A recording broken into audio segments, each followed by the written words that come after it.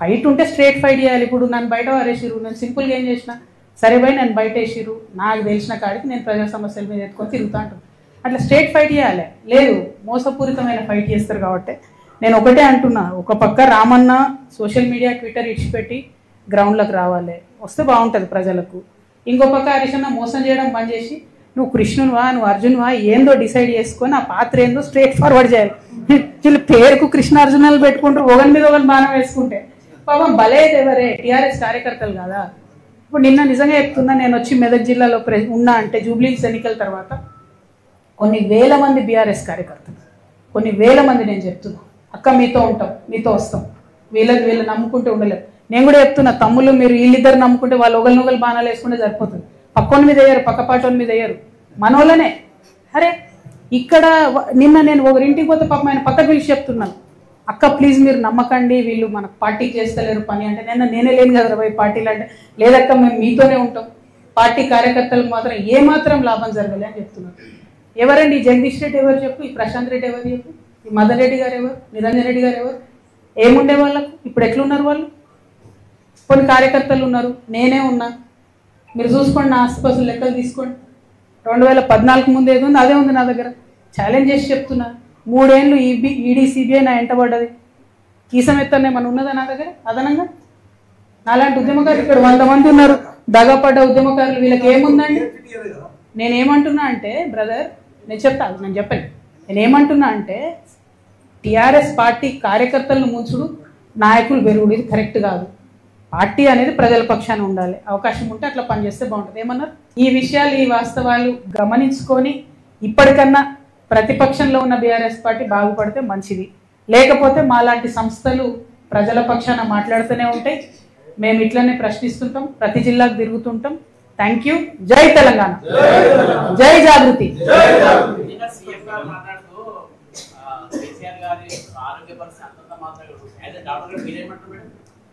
కేసీఆర్ గారు మంచిగా ఉన్నారు, చాలా బాగుంటారు.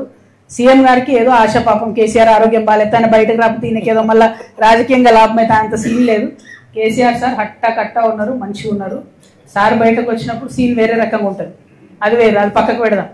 ముఖ్యమంత్రి గారు ఆశలేమి చెల్లుబాటు కావు, అది పక్కన పెట్టేద్దాం.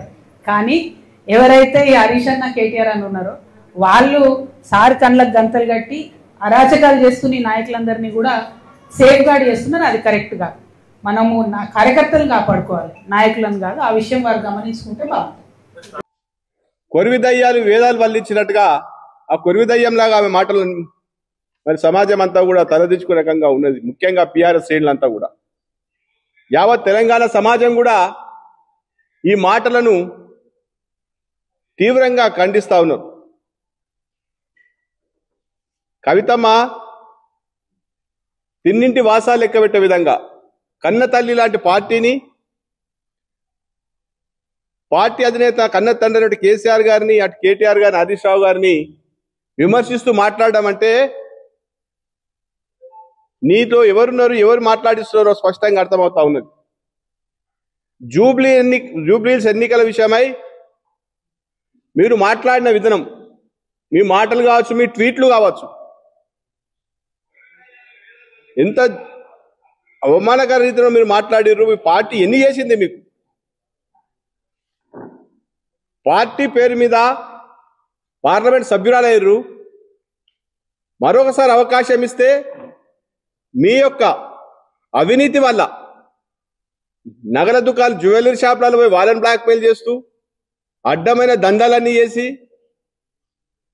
ప్రజాదరణ కోల్పోయి 2019లో యావత్ తెలంగాణ రాష్ట్రంలో బీఆర్ఎస్ పార్టీ సుమారు 100 సీట్లు గెలిస్తే మీరు పోటీ చేసిన నిజామాబాద్ పార్లమెంటు పరిధిలో ఇవాళ కన్న తల్లి లాంటి పార్టీని, అటు తండ్రిని మానసిక క్షోభకు గురి చేస్తూ ఎంపీగా ఓడిపోతే కూడా తల్లిగారి దగ్గర పోయి ఏడిస్తే మరి కేసీఆర్ గారు మరి ఎమ్మెల్సీ ఇచ్చి కూడా నీకు పార్టీ ఆదరణ చూపించారు. అట్లాంటి పార్టీ మీద నోరు పారేసుకుంటారా మీరు?